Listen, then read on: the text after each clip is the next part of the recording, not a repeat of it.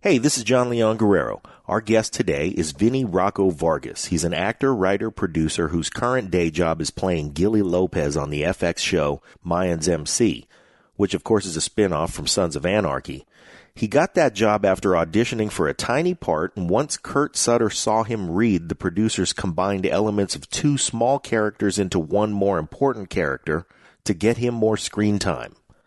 As a writer-producer, he understands all the elements of how the show comes together, and he works to make everyone look good. Given his resourcefulness, you won't be surprised to learn that Vinny was a drill sergeant. He was a Border Patrol agent. He's also deployed 3 times.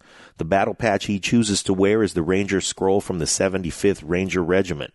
You should look him up on VinnyRock.com. That's where he keeps all his stuff. You're about to find out that all this success couldn't happen to a better dude. Here's our special guest today, Vinny Rocco Vargas. Lions Rock Productions. This is Jay Moore. This is Greg Proops. This is Jordan Harbinger. This is Dexter from The Offspring. This is Nathan This is East. Sebastian Younger. This is Rick Marotta. This is Stuart Copeland. This is Mick Gillette. This is Andy Summers. Hey, this is Skunk Baxter. This is Gabby Reese. This is Rob Bell. Hey, this is John Leon Guerrero. Hey, and this is Pete A. Turner. Hey, this is Vincent Rocco Vargas, and you're listening to The Break It Down Show. And now, The Break It Down Show with John Leon Guerrero and Pete A. Turner. Perfect. Yeah, thanks. We're actually here at Food Lab just off of Formosa. We were going to hang out with Hilliard. It didn't quite work out time-wise. I am sitting here with Scott, of course, co-hosting as always, with the new lavalier mic that I'm proud of. And 3 veterans, but also 3 dudes that have transitioned into totally something else. And the thing I wanted to ask you to start off with is Rocco, Vincent, Vinny, whatever name you want to be called. I look at this the way you did. I left Afghanistan for the last time in 2012. If I was graduating high school, we wouldn't still be talking about my high school years, you know? Right. It's a long time ago, you know? In that time, you could have gotten a PhD or become a black belt, all kinds of things in that time. So, yeah, your military career was a chapter. Give us some insight into that. But then how did you learn to get basically totally past it? Or like, yeah, that's a thing I did in the past. It's like I tell people, like, I don't want to be the Al Bundy of the military. We're talking about my 4 touchdowns in one game in high school. You know what I mean? Like, Great analogy. Like that for me has always been the idea of I never want to be the guy telling those old stories. Why am I not creating new ones? Yeah. You know, and just my military background, I'm 4 years active duty with 2nd and 75th Ranger Regiment with 3 combat tours. I'm an infantryman. I got out of active duty, went into the reserves as a drill sergeant. Been a drill sergeant since 2008. I did a small stint as a PSYOP NCO, and then got promoted right back into the drill sergeant unit right now. Currently still in the Army Reserves, and actually cool. Going through a weird transition. Might be med boarding, might not. It's just weird. Might just be walking away from the whole thing as well because how busy my life has gotten. It just hasn't been. I haven't been able to be the same NCO I was before, and so part of me that eats me alive. So I have to make a decision real soon to just walk away. But that's true NCO blood, though, right there. Just that whole thing. And drill sergeant, you know, like I actually I made myself well liked by the drill sergeant because I was getting smoked at AIT. And you just for nothing, just nothing crazy. And the lady's like, I want you to recite, you know, all the general orders, all that stuff. It's like, recite, because I know it all. She's like, recite the drill sergeant creed or motto. And I'm like, I know most of it. I know it starts with, I am a drill sergeant. And then you're talking about pride and honor and working hard and believing in troops. And then you say, I am a drill sergeant. She's like, motherfucker. You do know that shit. I'm like, I do. Those are the things that make a difference. So you're looking at yourself as an NCO, as the drill sergeant, trying to decide, am I being the backbone anymore? And you're struggling with that. My life got so busy that I couldn't commit to 3 weeks out of the year going to train troops. As much as I love doing that, I couldn't shave my face because I'm acting. You know what I mean? And so, like, last thing I want to do is show up looking like this in front of soldiers. It's one of those, you know, lead from the front, lead by example. Yeah. And I couldn't shave because, I mean, honestly, my livelihood is acting. That's how I pay my bills. My kids eat because of that. And so that alone, it's just like, well, my career as a military isn't lining with my career in the civilian world, which is what pays the bills, and right now my foot in the door in the military is just to hold on to something that I love so much. It's never going to pay my bills. I'm not looking forward to that retirement. It's nothing. There's nothing about it. It's just the fact that I love being in the military. I love being able to give back a lot of the lessons learned in military lifestyle and be able to train the troops. Yeah. And so for me, I've been a part of it for that reason. And now I'm like, all right, man, I'm not doing it as good as I should be. Because I could have been an E8. I could have been an E8 probably 3 years ago already. But I don't have the time to go to the NCO development courses to get that. It's a time sucker. Yeah, it is, man. Sure. And you know as well as I do, like being active duty, that took so much time for my family already. Yeah. And like now, like a lot of things I was telling, I do a lot of public speaking on balance as well, which is a weird topic that a lot of us don't talk about. Well, I do because I've noticed a lot of us need to hear it. Like I needed to be home more and raise my kids. I needed to be relevant in their lives because my whole time was volunteering for the mission, for the school, for the classes, for everything, and being gone. And in my head, I'm like, well, I'm paying the bills. I'm a good dad, And then you realize later down the road, like there's so much more to being a good father. And so that's where my whole life is taking. You really do, at a certain point, start making excuses for yourself that it is an acceptable lifestyle as a soldier or a Marine because I'm 24 years on active duty and 10 deployments, and that's who I was. Again, like you, it didn't really define me as a person, but I kind of fell into that role. And self-admittedly, there are times in my life where I think I'm not doing as much as I should be doing or I could be doing. And you're probably the same way. I would show up at the school events, and I don't know the names of any of the other dads or the moms, or everyone else is like, hey, Jane, hey, Tom, and but everyone knows you. Yeah. Everyone knows you. You're the guy. You feel uncomfortable, right? That's the dad that you never see. He just got back from another combat tour, and you don't wear that on your sleeve. But I felt bad because I wasn't ingrained in that. And granted, some guys have the luxury, like, wake up at the crack of 8 and take their kid to school. That's cool. But again, right now in your life, I think you've made a decision, which is an important decision, but also an important message to veterans.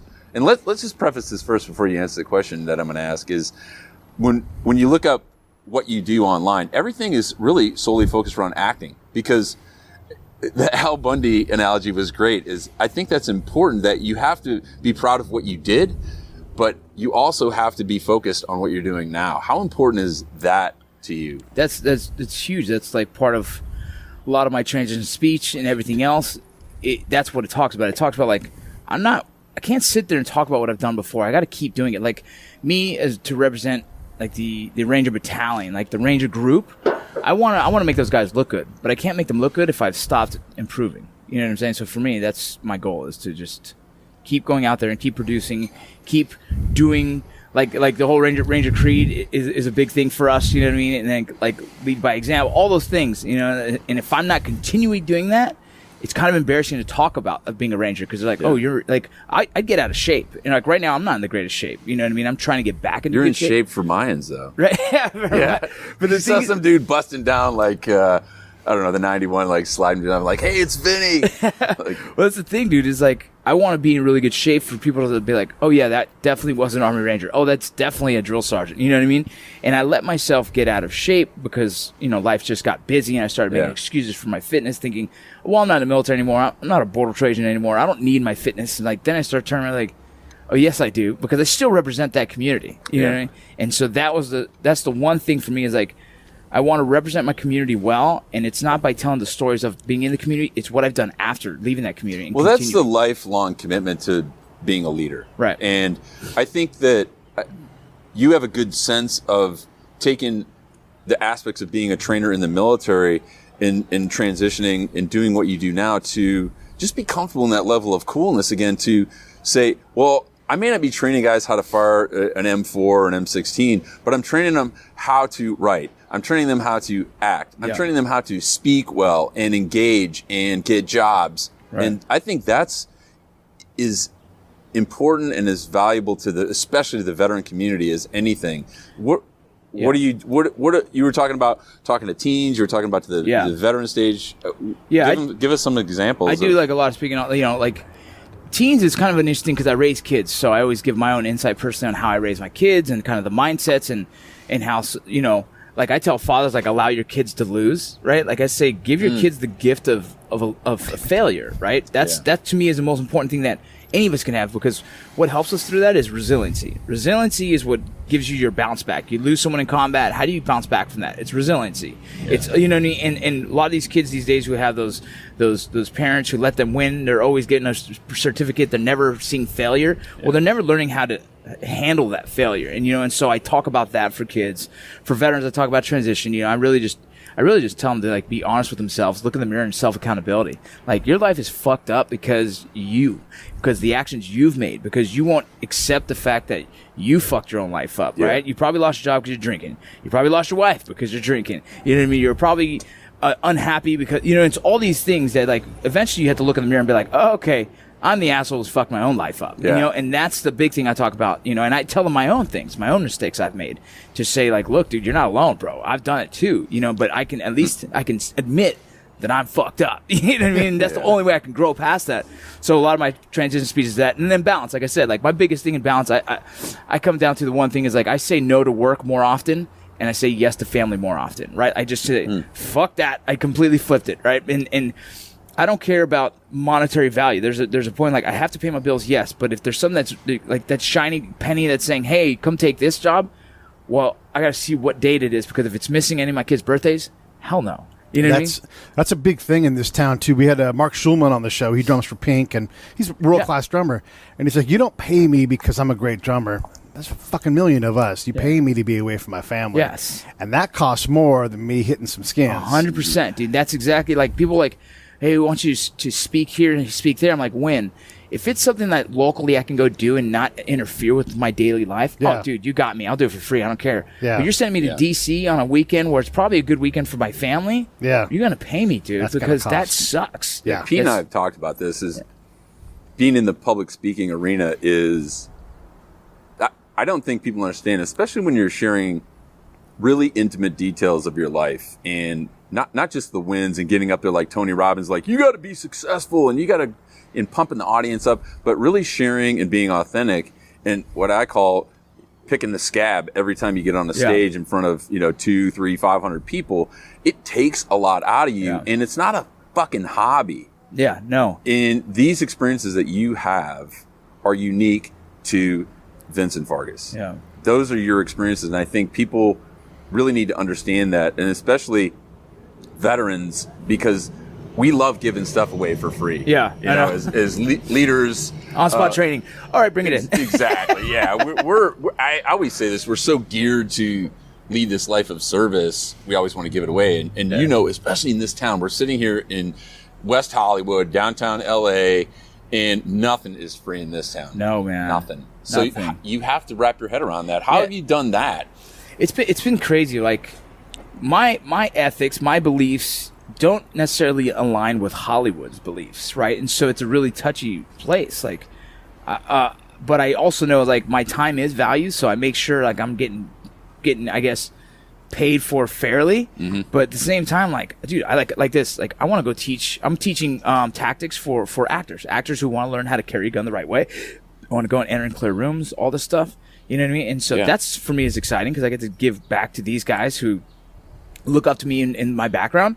But at the same time, like, but then half of these guys are also promoting on their social media how much gun violence and this is, you know what I mean? Yeah. And so I'm like, oh my God, I cringe, because I'm like, double-edged sword, huh? It's a weird world, right? And I can't, dude, everyone lives their own life, and I don't care what they do, man. But when you start stepping onto my toes, I start getting like, hey, man, like, understand what you're saying there. Like, I'm a guy who's law enforcement, military, like, my whole life, and so I do have a certain appreciation for guns and what they can do to help, not in the bad sense, right? Yeah. And we're living in a world right now, you can't tell me that there's any way you can stop active shooters. No. All you can do is prepare for active shooters. Yeah. And that mindset, it comes from our military background, just being prepared for the worst and hoping for the best. But for some reason, modern society, a lot of them don't want to think like that, or don't think like that because it's the scary thought. It's an uncomfortable thought. But that's, for me, is like, my kids all have tourniquets in their backpacks, dude. You know what I mean? Like, they all have them. Alert. That's like a good point. Like, the dude that drives the phone booth with crab legs, that's deployed, the IED bomb grabber guy, right? I try to explain this to the audience. He literally is in, like, what looks like a phone booth with the minimum amount of leg you can get because he's the guy that grabs the bomb in a lot of cases. That guy rolls to his job every day before tourniquet's in place. Yeah. Because when he gets blown up, someone's got to start turning the faucet off. It's crazy. It's a different world. And then and I want to say this, too, when you talk about like things like active shooters, great weapons laws, that ain't going to do shit. Like the planner has all the advantage. That's the weirdest thing, man. Like after infantry, after I did the military infantry, I got into the border patrol with, and I ended up getting to the special operations of the border patrol. It's called Borstar, and I started really, really growing in the medical space because I was kind of tired of kicking in the door and being the shooter. I was like, let me be a medic for a tactical team and be a good medic for them. How long did you do that for? 7.5 years. Wow. What region? I was all throughout Southwest Texas. Yeah. Okay. Yeah, from Del Rio to Eagle Pass to freaking McAllen, like all that border. Hey, let's just give those guys a shout out. Customs Border Service. I always, every time I do anything, I give those guys all the love because they're not getting the credit that they deserve. They are working their dicks off down there. I worked with them. I flew the Southwest region, Yuma, Tucson, and San Diego, doing a study, and I used to fly with those guys out of Yuma. Yeah. And it's balls. It's always something. The Customs Border, it is balls to the wall. They're out there, even the pilots, single piloted aircraft, M4, M9. I'll share a quick story you could relate to this. Is they're out there looking for sign. They find sign. They come down with the rotor blades and they wash it. A sign is like tracks in the desert. Yeah. And they dust it off. They call the ground units. And Gabe, the guy I'm flying with, he parks the plane and we get out and we're looking for some sign. He's writing it down. They know the types of shoes. Like, those are Nike Swifts. Those would be Shocks. Those are we got a running W. We got It's crazy the amount of knowledge. But he leaves the plane running, this helicopter. And I'm like, Gabe, aren't you worried? He goes, you know what, man, fuck it. If someone hops in there and tries to fly that, they deserve it. Oh, dude, that's very common. But that's very common. On it, man. So we're working with the flight crew.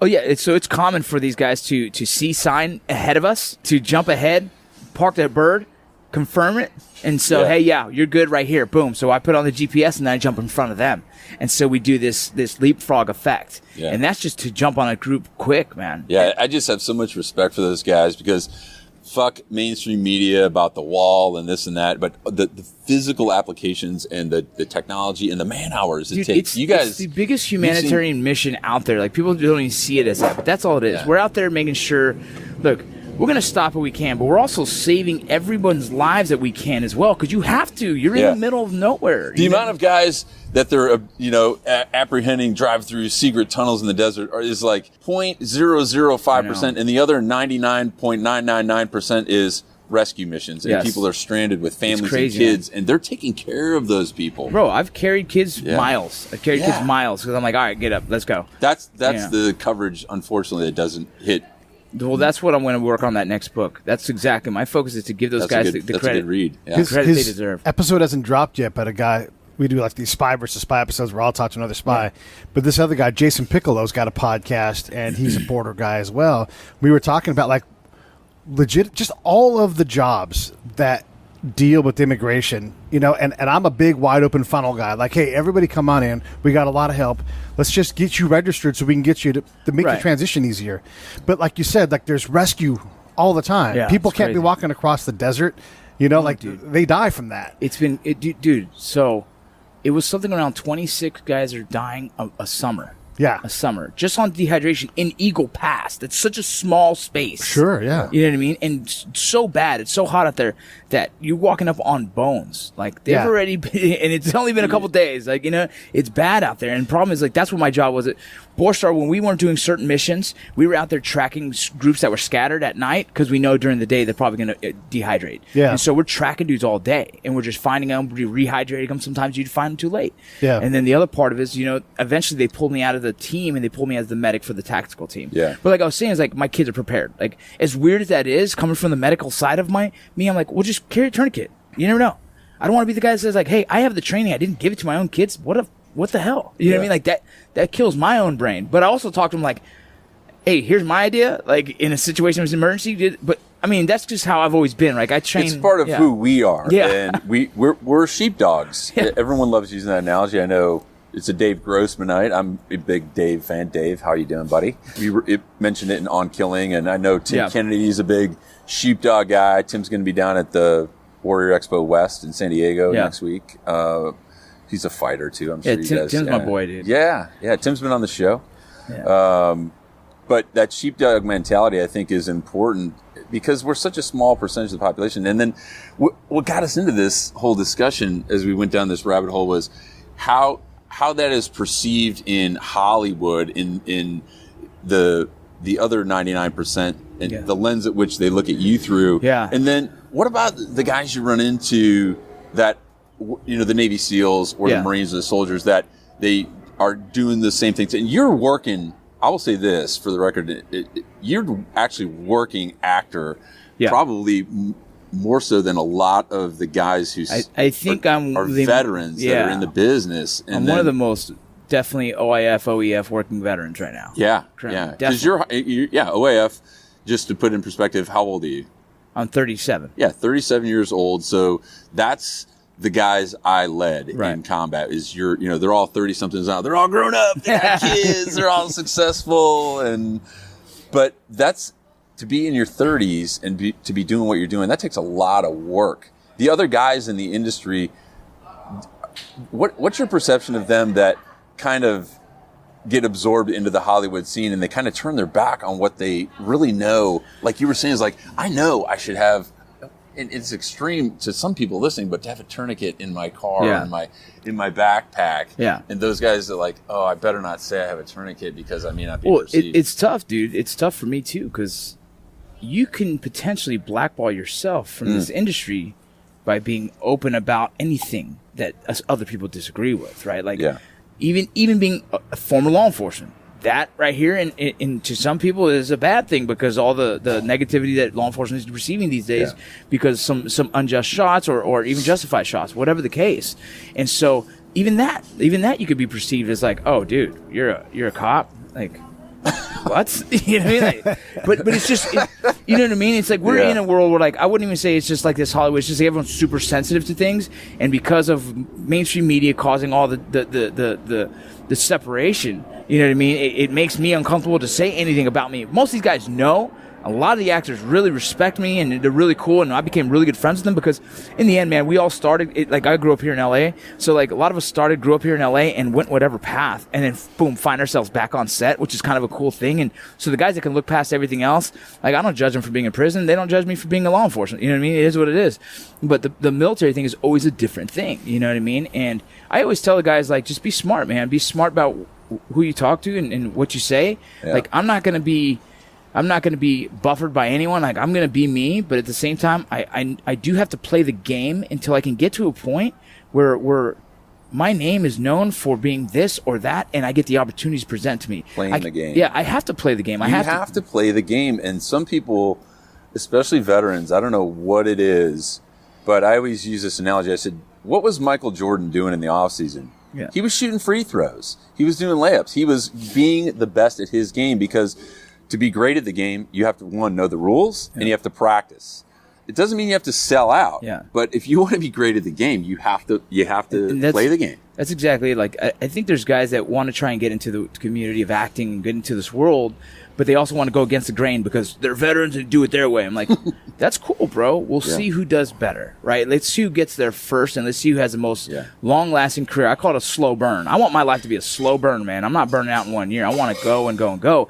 And that happens by not burning bridges, you know? But, like, I can make my way through this, still be who I am, not change who I am, and make the name that I want, right? I want to be able to eventually produce videos, movies, you know, full feature-length films of other veteran stories. I can't get there yet. You're right. I'm not there yet. I'm not respected enough as a filmmaker yet, but I'm slowly going towards that. But if I start burning bridges, dude, no one's going to give me a chance. You know what I mean? Like, Netflix won't look at me.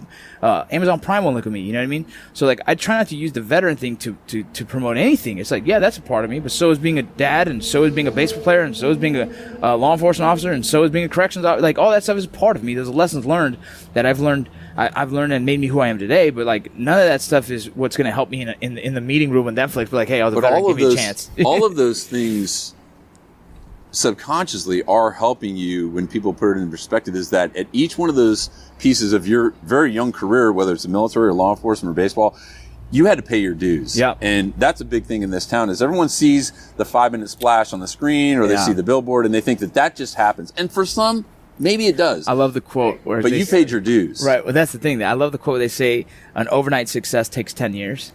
Like, that to me is so awesome because I've been doing the YouTube thing since 2013. Mm-hmm. And that's kind of what started me into the entertainment space, was like doing YouTube, really, really seeing the impacts we could make in the veteran community, seeing the positive feedback. And I was like, wait a minute.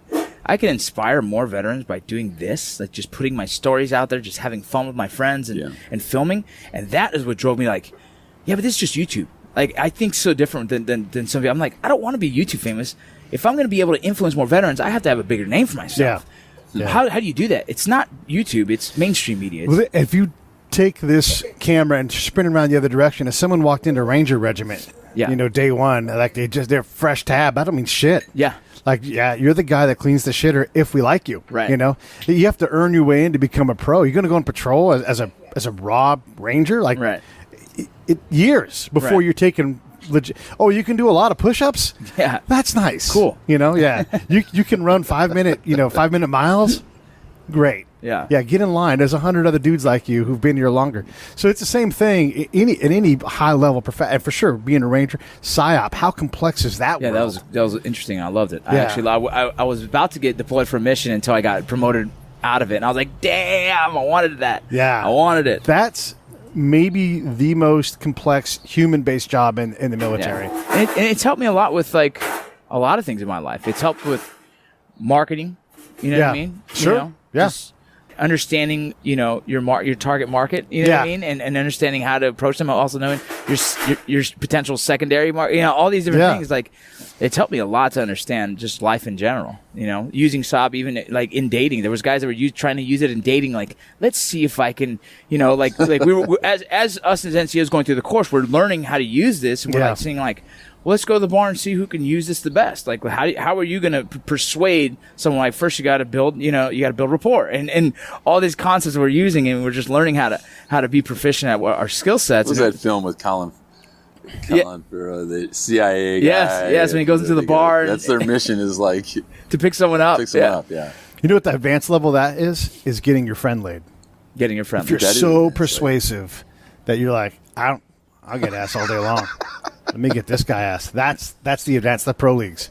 That's the pro. That's you want to get in with we gave that mission to Chad Collins. Like that's Chad, like, just take your shirt off, or like Rudy. It's like, that's not it. But getting your friend, Yeah, I actually used that trick working with some group guys. Yeah. And it was like, I don't get asked whenever. Here, let me get you. And they're like, bullshit. I'm like, watch. Yeah. And then I just focused on that. It's not any harder. It's just the same skills. Yeah. You just focus on a different target, you know? But let's put the military stuff aside then, because I like how you've transitioned. One of the guys that's been a co-host on the show is Mark Valley. You'd never know. You would think Mark Valley, he's an actor. Oh, he was on Boston Legal. Oh, he was in Human Target.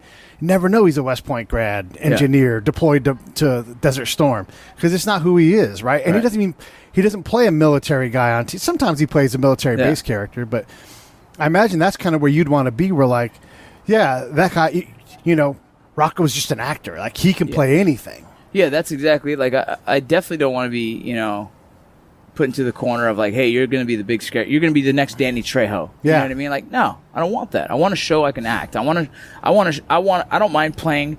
Like, I went to an audition as a gay man. Like, and my wife was like, man, that's interesting. I was like, it's actually pretty exciting for me because it's something I've never even thought of. And so trying to get into character, trying to think about it, it was a challenge. But you know what? That's what drives me in this. Like, I have to shape myself into what they want me to be. And that's fun. It's so different. It's like therapeutic in a way. And so like playing a gay man, like I told my dad, he's like, what? And I was like, this is my career. I'm gonna step outside of those comfort zones because I'm an actor.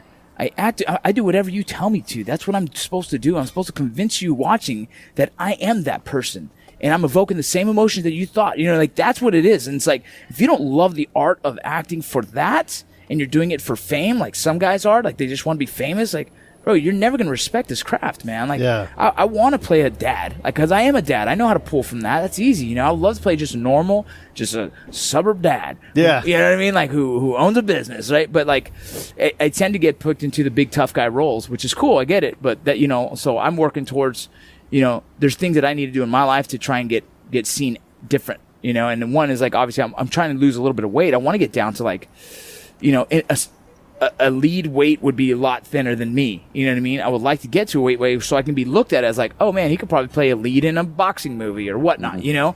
But like as the big guy, it's always hard because you kind of get typecasted. And yeah, because no matter what you do, you can lose all the weight you want. Your shoulders are still 4.5 feet wide. Did you tell Alex that? Right. No. So we're talking about Alex from Armbar Podcast, who are good friends of ours that we were talking about before we started the show. Tell Alex you can't do something or you're having a challenge. He will eat that like your lunch. Yeah. He loves it. And I think Mike is a prime example. He's like, oh, I couldn't do that on the mat. I couldn't do that in the studio.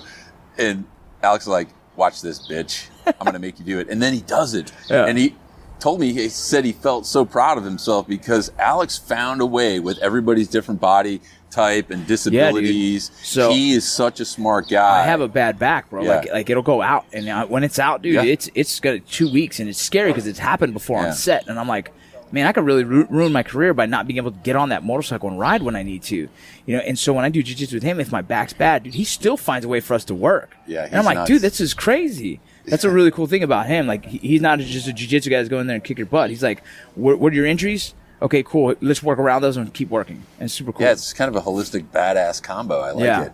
Yeah, I'm going to take Mixed you with a little bit of perv. I'm going to take you with us. Yeah, always. Yeah. I'm going to take you with us. We do a sweat lodge. You ever heard of that, sweat lodge? No. They're going to get... all they have to do is shame you just a little bit, and I'm pretty easy to bend. I don't know about break, but we're gonna sit in there and do a sweat lodge. It's crazy, but I took him. It's something that a lot of veterans are trying to do now. It's just a cool ceremony, you know, and it's all it is like a really ridiculous sauna. This episode of the Break It Down Show is brought to you by Lions Rock Productions. That's us. We publish, evaluate, and develop podcasts just like this one, consult others to build their own, and create associated content and content marketing strategies. So if you're launching or expanding your social media presence, your business or your personal brand, or if you just want to take your media presence to the next level, reach out to us on Twitter at Pete A. Turner or at JohnLG69 at the Break It Down Show. There's 1,000 ways to get a hold of us. Now enjoy the show.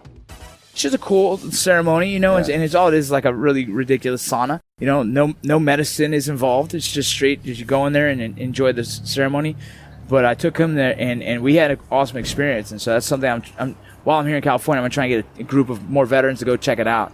It's a cool way of like, it's another therapy thing to try and just put your body through and see how it goes, man. It's cool. Because you didn't come up as a young actor and you came in as a man with a totally different fierce skill set. Yeah. Right? So when you walk in and you see 25 more of you in an audition, that doesn't bother you. I'm positive that's not the case. Yeah. But it's not true for the other dudes in the room because... Yeah, you see a lot of insecurities when they walk in. Right. Talk to me about how you work that or just that whole scene because, no one's going to shoot you in that room. Here's the way I think about it, man. Like there's no other person that's me, right? There's no other Vince Vargas out there, dude. You're never going to find it. You can go looking. There's no one who's done what I've done, who's experienced what I've done, seen what I've seen. No one. And so, like, that alone is like, I feel like I'm good enough. You know what I mean? And if I walk in that room and it's not who you want, it was never going to be who you wanted. No matter how hard I work on it, because I show up there prepared every time. Yeah. No matter what, it was never going to be me. Okay, cool. Go to the next one. And that's it. And if you think, oh man, I should have worked a little harder, I could have got it. It's like, bro, you should go in there fully prepared every time. Yeah. And if you go in fully prepared every time, if you don't get it, bro, it was never meant for you. It's meant for someone else. And so if you do that, so I go in there every time, dude, people are always like, man, you're so chill. I'm like, yeah, dude, I don't care. Yeah. I don't care. I studied, I practiced, I'm going to go in there and do my thing and walk out. And if they get the job, cool. If I don't, okay. Now, is it discouraging to go 15 in a row and not get it? Yeah, that fucking sucks, dude. But then you start questioning, like, all right, am I not preparing myself better? Yeah, you start preparing, but I'm never, like, nervous about the dudes in the room. I'm like, I don't give a fuck about these dudes. They're all cool. Like, hey, bro, I say what's up. Some guys don't talk to you. Some guys walk in and, like, look down and go to their corner. Some guys walk in and get nervous and walk out and just wait out there. It's like it's a whole weird thing. Yeah, it's a weird vibe. But, like, I don't give a shit. Yeah. I'm here to fucking try, and if I get it, cool. If I don't, no big deal. Every rejection is one step closer to acceptance. Yeah, and in some way. I'm one of the most luckiest freaking actors out there because as I started to try and do acting, my first freaking real gig was Mayans. It's like, all right, bro, that's a little too lucky. You know what I mean? Like, but I produced a movie before this already. I produced a short film as well, and so I had an acting reel, and it was preparation meets timing, man. Like they needed a guy. I walked in, look at me. Holy shit, he looks like a biker. Yeah. Boom. Can he act? Yes. holy shit, let's go. You know what I mean? And so the evolution of my career as a Mayan was kind of pretty cool, because I first started in the first pilot. And the first pilot, my character was nobody, bro. I just carried a freaking thing. I'm like Mayan number 7 in the background. You know what I mean? Like, pretty much, you know? And I'm like, hell yeah, man, I got a job. I'm acting. This is cool. And I'm pumped, man. And as people started to get to know me, at first I knew there was like a little bit like, who the fuck is this dude? You know what I mean? Never seen me before. Then they started seeing like people tag me. Then they started seeing my Instagram. They're like, bro, why do you have so many fucking followers? I'm like, oh, bro, I did YouTube. You know? And I produced a movie and this and that. And like, they're like, asking questions, and they keep asking questions. So they start digging, and they start to get to know me, and they start to fucking like me. And I'm like, fuck yeah, dude. They're starting to like really understand who I am, and it's really cool and cohesive unit all of a sudden. So then that pilot gets thrown out, dude, and they go and reshoot the pilot. Damn. I show up. Two guys got removed from the show for whatever reason. Maybe they found another gig, whatever the case. All of a sudden, my character is a combination of my first character and another one. And now, bro, I got lines. Yeah. And I don't just got lines, I have a lot of lines. And I was like, holy shit. Within freaking a year, my life changed. This goes to the whole preparation thing. Like, we just had a guy I grew up with. His name is Todd Nunes. He makes horror films. And he realized his path in was to just go out and make fucking horror films. Make a 5-minute film. Make an indie film. And slowly work your way up by doing that. And then Hilliard, the guy that just works around the corner here at the lot, he talks about, like, when you audition, you're auditioning in general. These people do auditions for projects all day long. Yeah. So if it's not this one, it could be the next one. Like, no, you're not right for this. But you know who's right for this? That Vinny guy. Yeah, that's exactly it. And so you're always ready, because you're always putting things into your capability. Every audition you go to is just a chance that they saw you. They saw you, and they're like, dude, that one guy with those neck tattoos, that's the guy. Let's call him back for this gig, for a different role. So it's like, it's never lost. You know what I mean? You're still putting your foot out there. You're starting to see your face. You know what I mean? Who knows? A new role shows up, and they're like, dude, that dude would be perfect. Let's give him a call. Tell the listeners, especially young vets or guys that are transitioning, like that excitement. And I'll use an analogy or comparison because they're great. When you are in the military and the first time you ride in a helicopter, or the first time you're in a tank, like there's excitement. So the first, and I'm thinking two things. Is you just posted on social media, they had zip tied your name on your parking space. You're like, fuck yeah, I've made it. Like A-list, right? I got my own parking space, because that's a big deal in this town where parking is a premium. But talk about that excitement, like the first time you walk onto the set, and also some of the stuff that it's not so exciting. It's not as glamorous as you think it is. Well, dude, it's work. It's extremely. I'm extremely have so much gratitude just for the opportunity, right?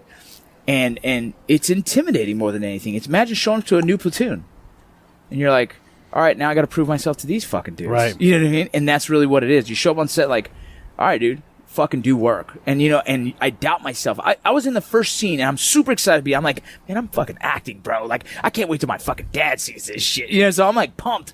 In the first scene, they say action, and my co-star, another star on the show, it's Richard Cabral. Fucking incredible actor. Emmy nominated, Critics' Choice nominated. Just a brilliant actor. And he says one line, and I was like, oh fuck, I'm in a whole different world. Like he said one line, and he had me like, like on scene, and they were like, cut, Rocco, you good? I'm like, yep, sorry. Completely dude, I spaced out because I was like, this dude is, and then I started thinking like, oh fuck, I'm not ready. There's no way I'm ready, and start fucking doubting it. But I'm like, man, I can't fuck this up. So it's like, the part of me is like, dude, you've done harder shit than this. Shut the fuck up. You know what I mean? I was like, I'm doubting everything, but like, no, but I've never done acting like this. Like, this is an extreme level of acting. It's a higher level of acting. It's like, it's top choice acting compared to what I've done with a Range 15 movie I produced with my friends, right? It's so different. And so then I started really doubting myself. I'm like, no, motherfucker. I want to get into how it's different, because I've experienced this. Like, you sit across from Jay Moore, and he turns that beam on you. You're like, Jesus Christ, it blows you back. Yes. Like, they can transmit that emotion. And it's so, times 1,000, because it's got to be big enough for the camera. And you're like, God damn, it's like a sonic boom of emotion that hits you, and you're like, oh, I'm not ready. You know? And that's what I thought. I was thinking like, I'm not ready. So I started going to acting classes right away. I'm like, fuck this, dude. Like, you can't show up. PME. You can't show up and be the guy that's the weakest link. Like, that's never been me. I've always been like the fucking trying to be the best out of everything I do. So I'm like, fuck it. And that's why I kind of started realizing, like, acting is no different than fucking being in the military in my head. It can't be. my job is to be the best version of that. And the training it takes for being an actor is definitely different training for going to war, but it's still training in its own. It has its own medals, right? Mission Essential Task List. Like, bro, I need this to be a great actor, to be the best before I get deployed or I get activated to go fucking act. And before that, I didn't think of it like that. I was just like, fuck, I just can practice and keep going to, like, doing my own skits and learning it. And I'm like, fuck no, bro. This is a different level. This is like fucking Boy Scouts to fucking military, like straight up. Give us an example. Well, dude, like, I never knew anything about character development, right? Like, character development is such a huge thing. And everything. Yeah, it's everything. Everything. And if an actor can't learn how to do character development, you're going to show up flat, right? Because your character's not even developed. You're just a dude saying his lines, right? Yeah. And so you really have to dig deep into your character. And if the writers don't give you, you fucking make it up. And you tell yourself, okay, well, this dude, he grew up like this, and he's this. His background, like, I know I'm an ex-fighter. I know this is like my character. So I don't know a lot. So I'm like, okay, fuck it. I'm going to keep digging. And then it starts saying, like, oh, you're an ex-military guy. I'm like, oh, they're fucked now. Because now I know this, so I can start pulling from that. Yeah. So my character in my head, I already know. So when I'm doing my lines, when I'm doing everything I'm doing, I know this is the version I need to be. Right? Does that give you some... I don't want to use the term like extra respect, but when the showrunners, the director, the producer, they see that ethic come out in you as an actor, they think to themselves, or they've said, man, that's the guy we can definitely count on. Because he's... I don't know, right? Like, I don't know what they think of me. I don't. But, dude, I show up every time. Is it pretty shrewd? They don't like to give you feedback, or they're very reserved in giving praise or gratitude? Actors always want praise. Actors always want affirmation. It's just, I mean, look, I need to know that I'm doing a good job. And so I think that happens so often. I step so far back, and I'm like, those guys deserve way more affirmation than me, so I'll just stand back here. So I kind of always kind of put myself in the back and not to try and beat, because I think some of the guys I work with are incredible, and I'm learning from them daily, right? It's like on the job training, but I don't know. I don't get a lot of feedback, but I get a lot of feedback from my co-actors, right? Like, guys will be like, dude, where the fuck did you learn how to act? And I'm like, bro, I've done some theater in college. I've done stuff here, and I'm just kind of self-taught until now, obviously going to acting classes, right? And he's like, dude, it's fucking good. That's probably the most important, right? From and your peers. Right, from my peers, a guy I'm on scene with, and he's like, dude, that was fucking good. I'm like, damn, thank God, because I want to be the guy that can hold water with them. Like, I want to be able to be there with them and feel like I deserve to be there, you know? And so it's a tough career, man. But like I said, now that I think of it in a different mindset, I'm preparing myself way more. Like, physical fitness is a huge one too, you know what I mean? Like, so many different things. Like, I want to come correct every time. I want them to be proud to keep me on there. I want my character to expand. The only way that all that happens is they see, like, this guy takes this shit serious and he's fucking ready. When we see someone down who's struggling in the Marines or in the Army, we always go out of our way to help them up. Yeah. Is that common in Hollywood on the acting scene? Are there your peers, guys on the show that are, I don't use the word mentor or friends, that that's they how say, hey man, your shit's in the street, Vinny. Like, I don't know that one. I don't know if other stages are like this, but these guys are like the fucking best people. Family. Right? Yes. Like, those dudes, we're friends. When this show ends, we go home and still fucking, hey, bro, what the fuck, dude? Like, hey, you gonna come here? If you come to Salt Lake, fucking hit me up, bro. We're gonna go grab beers and grab dinner and, like, let me meet your family. Like, dude, it is a different connection. It's so similar to a squad or a platoon. It really is, because, and I've heard from other people, like, you won't see this. Like, this doesn't happen often. I think we all have a lot of gratitude for being able to land a show like this, knowing the gravity that this can be the game changer for all of us for the rest of our lives. You go 7 seasons, I will never have to work again. Like, just straight up, because of residuals and everything else in acting. So we all know the gravity of it and the gratitude. It's just, everyone's like, whatever you need, bro, whatever you need. And so, like, I use all these guys in I think every single person there is a mentor. Even the guys that I'm like, that's an interesting way of acting. I don't know if I would have done it that way, right? Like, I'm learning from everyone now. You know what I mean? I'm taking the good, the bad, the ugly, and fucking, I can call any of these dudes and be like, hey, bro, I feel like a fucking idiot right now. This line, I don't know if I can pull it. They're like, bro, let's go work on it. You know, like, and when you have that, dude, I don't know anyone else that has that. I'm just blessed enough to be a part of a group that does. But what is that, though? I mean, you talk about these tools that you see that you may or may not use, and we talk about these things in general, whether it's musicians or writers. Yeah. You've got this bag of tools, and you may never grab that one tool, but you know it's there, and you know how to work it. Yeah. So what are some of those things that you've picked up along the way? Because this is stuff that nobody ever talks about or discusses, really. Well, it's cool to see everyone has their own way of preparing for their scenes. You know, everyone. If you go in everyone's room, like everyone's what do they call it? Your trailer. Yeah. Everyone's trailer's set up different, right? Like some guys have a very spiritual trailer. Some guys have like a very like hangout lounge trailer, and they just do it themselves. They bring a package of stuff and they make it theirs. Right. And for that day, they're in the zone. Like if you have a very dramatic scene, sometimes I don't want to even talk to a guy because I'm like, let him do his thing. Like I don't want to come in here and be like, bro, last night me and my dad were, you know, I don't want to do that. I want to pull him out of his zone. So it's just very comfortable. You kind of, I know whose scenes are happening that day, and I know like, all right, he's not doing much. We can just bullshit all day.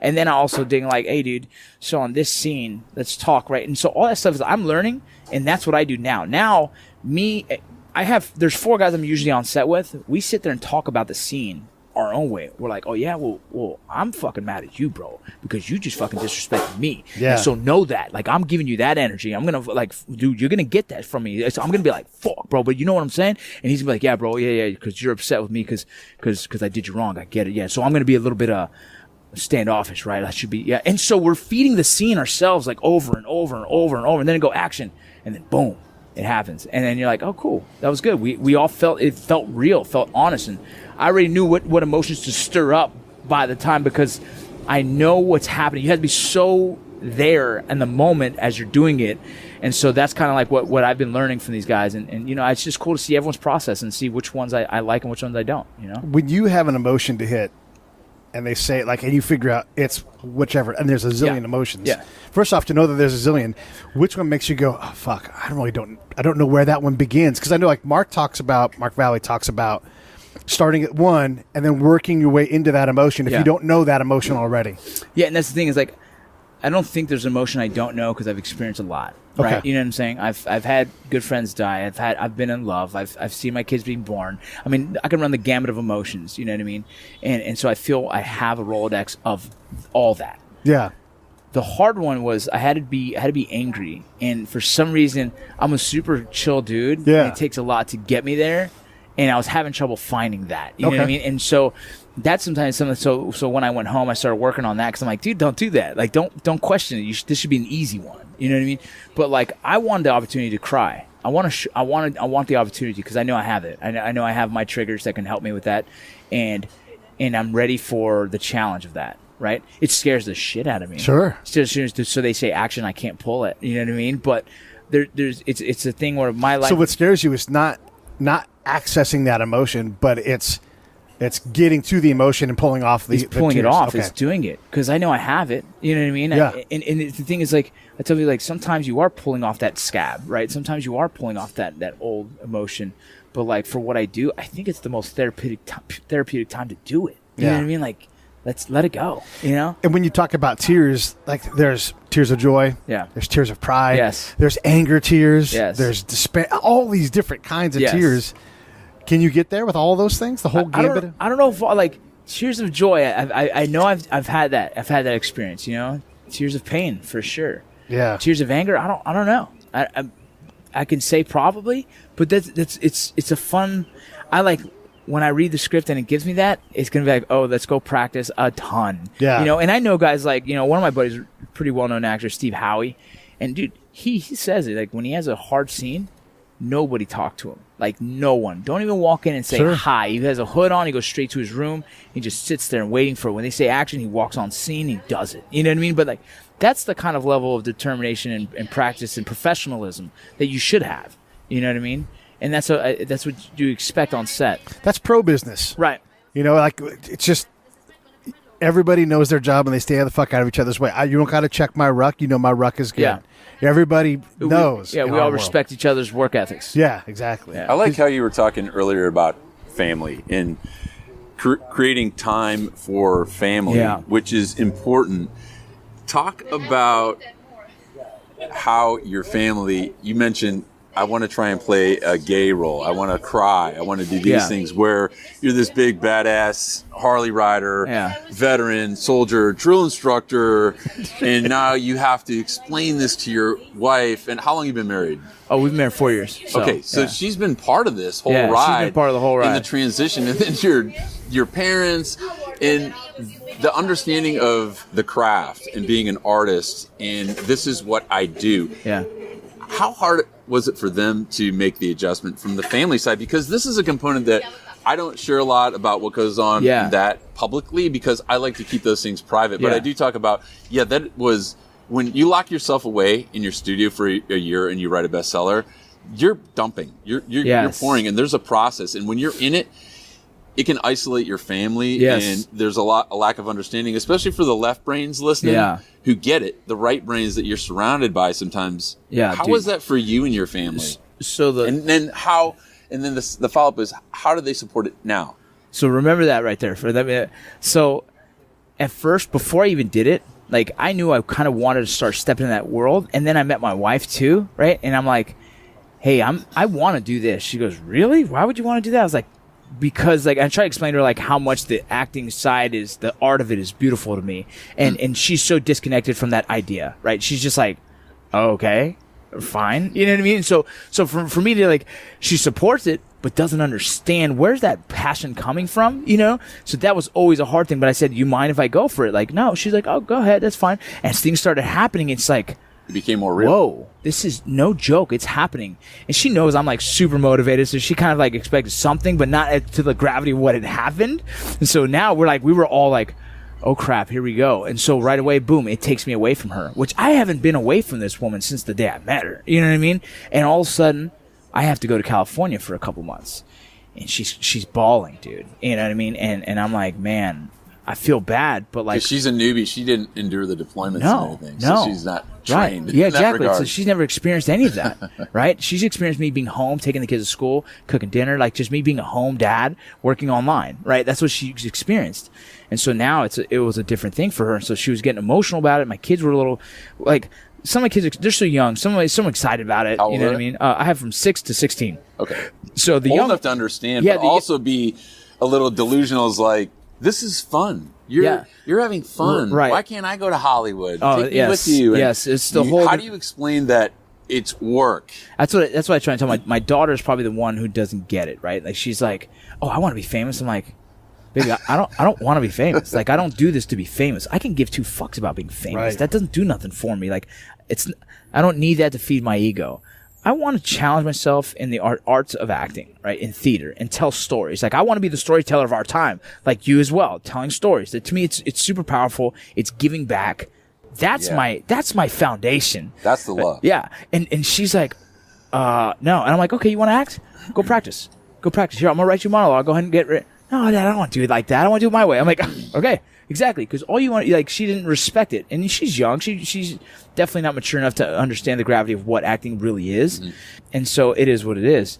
But as things have progressed, my family's, like, more and more, like, surprised, like, man, like, you're really acting, like, you're an actor. It happened. Yeah, I crossed over. Everyone in this world who's trying, I crossed over, and that to me was like, holy shit. And so my wife tells me, like, hey, why don't you take off public figure on your Instagram and actually put actor? I was like, I just don't feel like. She goes, you're an actor. I'm like, okay. Yeah, so I finally put actor. That's good support. Because I myself didn't want to, like, I'm like, is it weird calling myself an actor? And she's like, no, you're an actor. You're on a show. That's like the Rocky moment when Adrian's like, win? And he's like, Moga. Like, it's so simple. Yeah. But he needed that. He needed it, you know? And we all need that thing. 100%. And in this business, too, you understand that that's important as far as getting you in the door, because I wouldn't go to a film junket or an event where there's a lot of people that he could possibly land another role and say, this is my friend and public figure, Rocco Vargas. Say, this is my friend. He's an actor on Mayans, Rocco Vargas. He's done this, this, and this. And one of the young publicist, when we were doing something, right after the book came out, got corrected and said, when you introduce Scott, it's not, this is one of our authors, this is best-selling author. Yes. Because you don't say, this is self-published author. No, that sounds better in the entertainment world. Right. And a lot of veterans, a lot of guys telling these stories like you and I that want to share great stories, not just veteran stories, have to really subscribe to that and say, I am in the entertainment business, because people don't pick up books. They don't turn on Netflix. They don't, turn on their TV to be bored. Yeah. They want to be what? Entertained. Absolutely. Yeah, entertained. Absolutely. So now, the family, when we get back to, like, the point of the whole thing was, like, I still fly home almost every weekend, right? Because I still I still maintain the idea of being home with family as much as possible. Now, they're in Salt Lake City. I don't ever plan to move them to LA because we really like our lifestyle out there. We love the school. The kids love the community. They love their friends. I don't want to keep moving them back and forth. But I continue, like, if I have a 3-day weekend, I'm flying. If I have a 4-day weekend, I'm flying. If I have a 2-day weekend, I'll make a decision whether it's worth the time to fly out there or not. You know what I mean? Or I can focus on me. But this has been continual. Like, we already have a ticket for one day coming up to be home for 5 days straight. Because that is important to maintain that balance. And that's part of the balance that I kind of maintain with my family. Is like, they know I'll be in LA, but they also know we have FaceTime. We FaceTime almost every single day. And then I fly home every moment I get. How do they deal with, especially the kids, with, first, I'll ask you, what was the first time you got recognized in public? When someone comes up to you and does that, talk about that feeling, because we never expect that as veterans. Yeah. Like, oh, that guy's a commander in this, or that guy's a sergeant here. You don't expect that. And then the follow-up will be how your kids perceive that when you've got hundreds of thousands of strangers following you on social media, which is powerful. Yeah, it's crazy. So, like, you know, I was getting recognized from YouTube videos already as is, and it was here and there, you know, and it's cool. It's cool to see the people like, oh, man, I love your stuff, whatever. But then we were at my daughter's birthday about a year and a half ago, and some lady standing at the table shaking, saying, oh, my God, are you Gilly? And I was like, yes. She's like, can I get a picture? I was like, not right now. And that's the only picture I've ever denied, only because I'm in my daughter's birthday, and I'm about to light the candles on the cake, and I was like, really? Like, really? Right now? Can you just wait 10 minutes, 20 minutes? And so she goes, I'll just be back here. I was like, okay. Take it. My wife's like, this is getting weird. Like, you know, because it's getting weird, but it's cool. Like, you can't not enjoy that because it is part of the gratitude you have to have for being in this position. Like, that's part of it. This is part of it. All these people that support it, that are fans, that like my page, that follow, that are supporters and all that, they're the reason I have the life I have. So I cannot do anything but give them all the gratitude in the world. Say thank you. I mean, there will possibly come a certain time where you just can't manage all that. And I don't think the public who are consumers of entertainment really understand, especially the really big celebrities. And there's a perception. I worked up here in Hollywood for when I retired from the Marine Corps, and a lot of people think, well, they want that type of attention. That's why they're in the business. And when you get to a certain level, nobody wants that. Nobody deserves to be harassed. Why would you want to lose your right to just eat with your family and enjoy that time? Yeah. Why would you want to lose your normal lifestyle that we all kind of have for granted? And those guys can't even eat without someone just snapping a picture in their face. And people don't. Again, I don't say this disparaging like consumers and the public, but they really don't see when you're on set for 12, 14 hours a day, my dad, and how much work it is. I brought my dad on set, and he's like, no, Dad, son, I'm good. Never again. Because it was all day. I'm like, yeah, Dad, this is what we do. I go to my room, I take a nap, I get up, I go. Which you're also well trained for. Hurry up and wait, right? I tell them, hurry up and wait. I'm like, this is like, Vargas, get on the set now. I'm here. All right, wait. Military 6 training. hours later, scene. It's an interesting thing, like, you know, we live in Utah, which helps me a lot. But being in LA, I definitely get recognized a lot more because it's the hub of entertainment, you know. And Mayans MC is a Latin show, so we have a lot of Latin Americans that just know it. In Utah, I seem to be in my little hole where a lot of people, some people that know, they don't say nothing. They're just like, hey, I love your show. Thank you. You know, they have a lot of respect because we're in the community. Our kids go to school and the churches and all that stuff. And so I think people have a lot more respect there for what I do because I'm part of their community. But like in LA, it's a lot different. Yeah, especially when your face is on video and you're on TV. Yeah. Even, being someone who... who's a writer, when someone says, oh, hey, I read your book. Yeah. I'm like, wow. Like, you actually looked at the back cover flap, or they knew who I was from some stuff. And it happened to me twice coming into San Diego airport one time, and the lady standing at the carousel next to me who I flew out with, she says, does that happen to you often? I go, never. Yeah. Never. It never. But it was very humbling. I was in the airport, and some guy goes, dude, you're Vincent Rocco Vargas, man. You're like famous. I'm like, no, bro, I'm not famous. Just, I am traveling through. And another guy gets out the plane, goes, holy shit, it's Vincent Rocco Vargas. He's famous. And I was like, man, what the fuck? Like, never in my life has this happened, right? But it made me look like all of a sudden, like, okay, I guess, fuck. Like, I knew it was like, things are different now, right? Because, like, it was a funny thing, dude, because I'm like, I don't like to call myself famous. I think Tom Cruise is famous, dude. You know what I mean? Like Kim Kardashian, those are famous people. I'm just a dude that's just lucky to be here. So when I just told you, I was like, wish me, like, no, bro, I'm just here. And the other dude screams it. I was like, oh shit, man. Life is different. Life is completely different. When you're up in Utah, I gotta ask, do you have a Harley? You have multiple Harleys? I have one here. You ride? I have one here. I brought it with me. When did you start riding? I started riding during the show. So the show is the one that paid for my lessons. So you're like a boot Harley rider. Yeah, dude. Bro, He's safe up here, for Christ's sake. My father, dude, he's like rides his whole life. My uncles and they've always been asking me, when are you going to ride? When are you going to ride? And I'm like, I don't know. And also in the show, like, can you ride? I'm like, a little bit. Well, I'm ashamed to admit I have. I shouldn't even say this publicly, but both of my Harleys are out of registration, sitting in my garage. No way, they're just sitting there. I'm so busy all the time. Yeah. I don't get to enjoy it like I used to. And we'll get it set up so we can ride while I'm here. Yeah. I have a group of really good dudes. Yeah, I love to do that. I'm not averse to riding. It's dangerous up here in LA, bro. Getting on a good ride. Every time I get on the bike, man. Every time I wake up in the morning, like, am I going to ride today? I'm like, do I want to ruin my life? Yeah. You know what I mean? I get nervous because it's not me. It's other people that don't see me. It's mistakes made because I'm super cautious. And so, like, I won't ride with certain people that are very, very skilled because I feel like they're going to always push their limits, and I'm not. Yeah, don't be that guy. I'm not the guy. You know what I mean? I'm the guy that wants to cruise and have a nice drinks. Not alcoholic, but like go get a nice coffee somewhere at a cool spot. Yeah. Like, let me get a cool cruise in. You know what I mean? But if I'm with someone that's trying to push that, it's like, really no, hard bro. to do out here. It's just, there's too many variables. So I go towards Santa Clarita. Sure. That's where. So I stay out there, and I stay over there. That for me is a good.